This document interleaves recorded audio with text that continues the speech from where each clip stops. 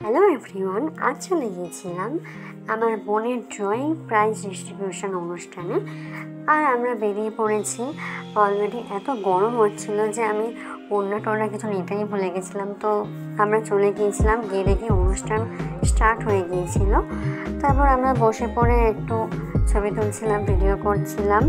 আর এই করতে করতে আমার বোনের নাম ডাকা হয়। শুভশ্রীর হাতে পুরস্কার তুলে দেওয়ার জন্য আমি রিমাকে ডেকে নিচ্ছি। রিমা শুভশ্রীর হাতে পুরস্কার তুলে দিচ্ছে।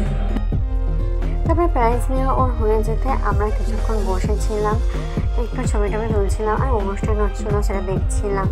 বেশ ভালোই লাগছিল। আর একটা বাচ্চার কবিতা, যেটা আমি ভিডিও করতে বাধ্য হয়েছি, এত সুন্দর কবিতা বলছিল।